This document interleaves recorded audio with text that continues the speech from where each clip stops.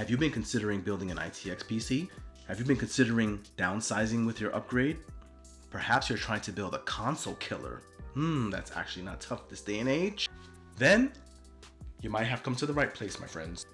We're gonna build one, right? We're gonna build one like any other person who lives in their basement alone does, right? Then let's go ahead and build one, why don't we? Hello YouTube world, welcome to my channel, Tech, Toys, and Gaming. I'm your host, Jermaine. Today we're gonna go through building in an ITX case.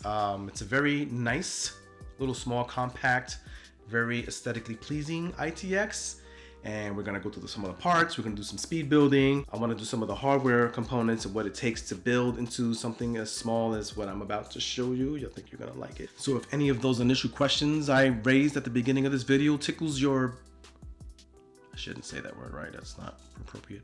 Appropriate, what? The combination of proper and appropriate. Taught you something, invented something. Yeah, where's my check? And without further ado, let's build ourselves an ITX. Let's go over some of the components that's actually going to make up this little ITX build, which I'm quite excited for. So coming in first is the Ryzen Tech OFIAN at 129, ranking in at 7 inches wide, 14 inches in depth, and 9 inches tall. With those dimensions, I do expect some challenges for sure. I am loving the dual-sided glass with the magnetic dust filters up on top. It's nice contrast there. Also comes equipped with just one 3.0 and one USB-C port. Perhaps some challenges there as well. But I do appreciate the larger grates on the case, which should help with tremendously with the cooling. Next up, we have the Ryzen 5 3600 coming in at 174. This is a 6-core, 12-thread beast. Has a base clock of 3.6 GHz, max boost clock of 4.2 GHz. And if you haven't heard, you can definitely do some serious gaming with this guy. For CPU cooling, I went with the Dark Flash Dark Void RGB variant for $20 instead of the stock cooler that comes with the Ryzen 5. It's slightly bigger fan than the stock cooler and overall has more grill per square inch. And yeah, I do like the RGB. Next in line for $164, I went with the ROG Strix 450i gaming motherboard. That's right, more RGB. And that's it. That's all I wanted it for, RGB. Alright, I chose it for just a little bit more than that. Let me just mention that it comes equipped with more than enough I/O support to build a monster of a machine.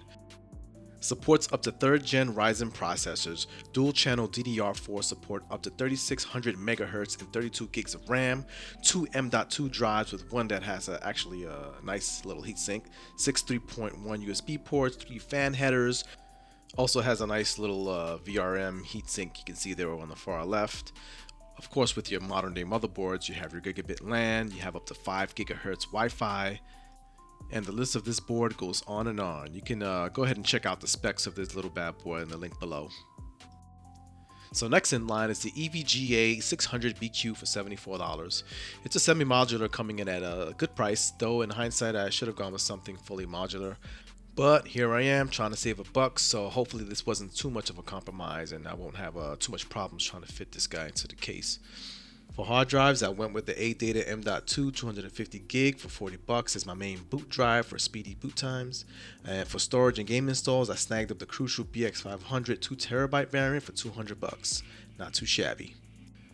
I went with the Team Force Vulcan Z for $57. It's a pretty good bang for your buck for DDR4 memory, and at 3000 MHz is more than enough for great performance in my experience. And you guessed it, RGB chassis fans for flash. These ran for about $35 and they've proven their worth to me in a previous Intel build.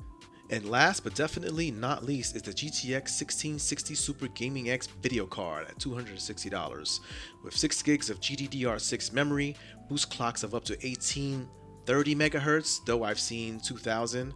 Comes equipped with 3 display ports, 1 HDMI, sweet metal backplate, love that premium feel and look.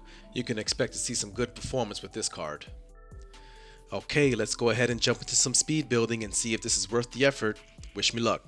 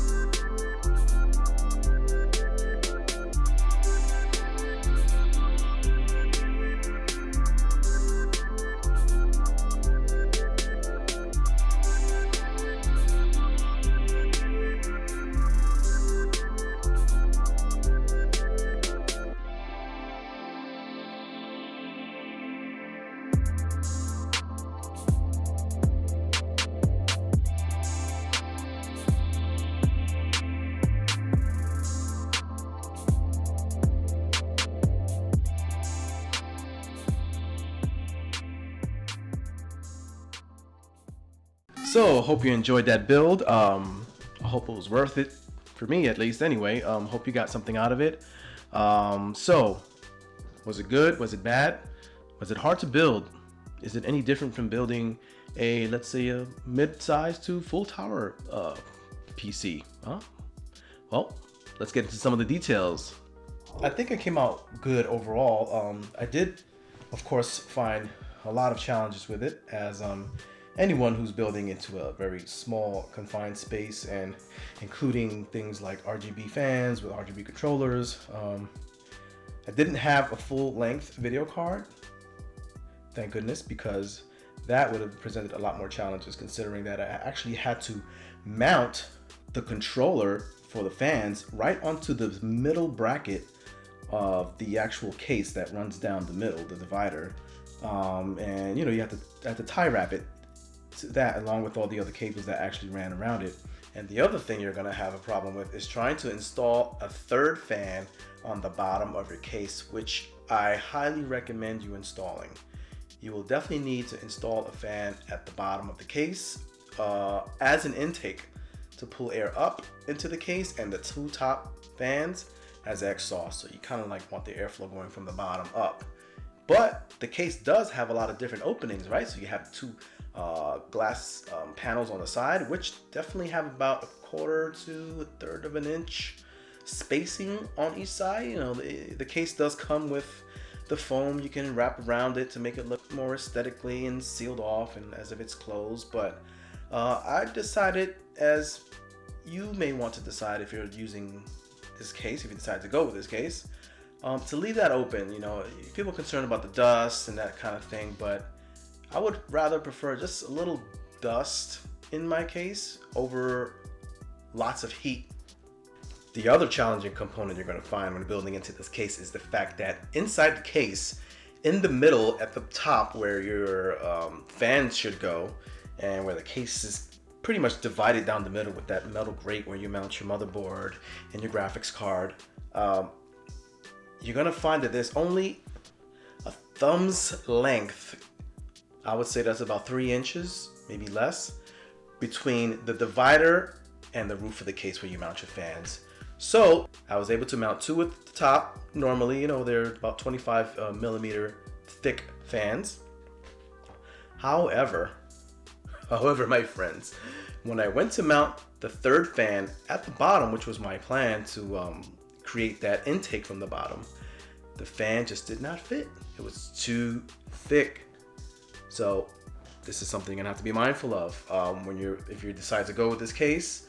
For that third fan, you're gonna need something around the realms of 15 millimeters in thickness. That's shorter than the tip of my thumb. What is that? What am I doing? What? Which brings me to my next point in line. If you're planning to place this case on the floor and your floor is carpeted, and if your floor is carpeted with thick carpet, you will not get exhaustion or intake coming in from the bottom, simply because the legs of the case are very short. So you're gonna find that the case is very close to the ground, and there's nothing but lava, molten rock being created underneath there. Minor detail, but worth mentioning. When you're mounting your graphics card, you'll notice that it does come with the PCI Express mount ribbon, so to speak, that you would have to connect to the edge of your case where you mount your card, right? That was a little tricky because there's like a little hole in that middle divider where the ribbon is supposed to go through and up and out and around through, right? Through, up, through the top, and connects to the motherboard on the back side. So the motherboard is essentially laying on top of part of that ribbon. So yeah, it was a little tricky. And the other part was that the ribbon, it can tend to get close to the top fan, right? The top fan is, what, like I said, 3 inches from the middle divider. So if you don't kind of like tuck that ribbon in enough when you're mounting your card, kind of like pull it down, you know, the ribbon may arc up into the fan area and be touching the fan, which you kind of don't really want. It may not affect it so much, it may not hit the blades, but you know, give you more space between your fan and parts. One other thing to look at is the CPU, right? The CPU versus the RAM, right? Sounds like a football game. CPUs versus the RAMs tonight, 9 o'clock. You want to get a CPU cooler that does not obstruct or even touch your RAM sticks, right? So if you get something that's too wide, for example, from the base, you're gonna have a problem with it bumping into your RAM, right? Just something to be mindful of.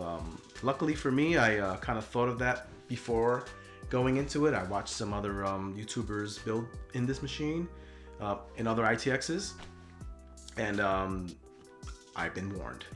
And now I'm warning you. All right, so now that I have officially shredded this case to bits, why would you even want to go and get it?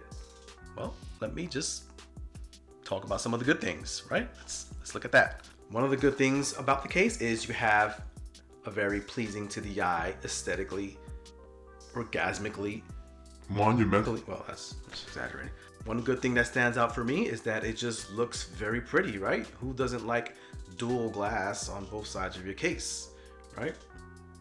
I mean, there's plenty of people, but I'm not one of them.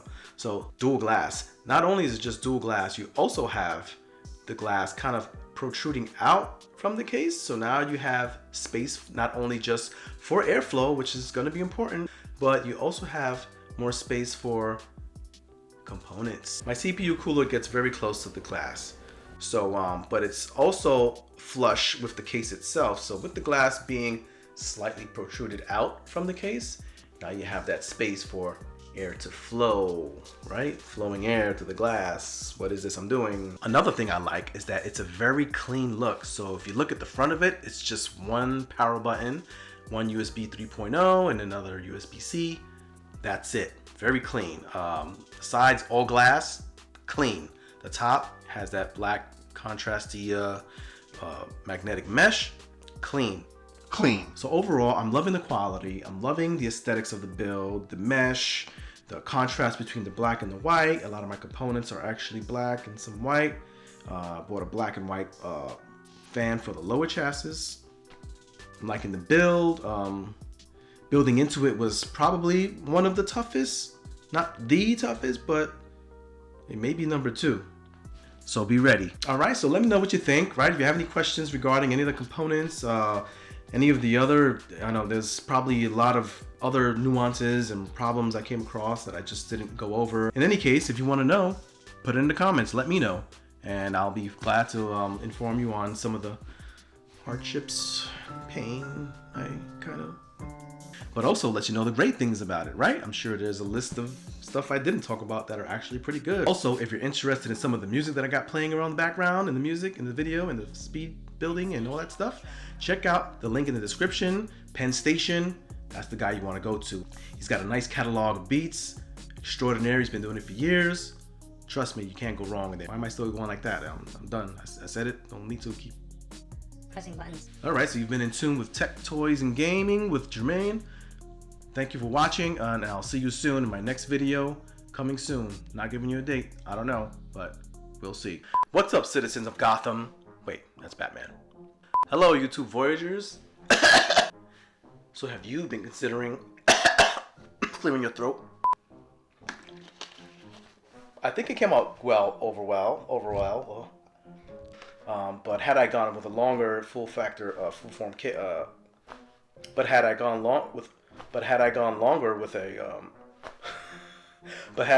a longer full form video card, if you say that one more time, but had I gone longer, I'm still doing that. That's it. Wrap it up. You can turn it up. Yeah, turn the lights down. Yeah. You can stop the camera. Oh, I'm talking to myself. There's nobody in here. I'm a world of the gamers, right? Game, record, YouTube life. Am I the only one who films alone?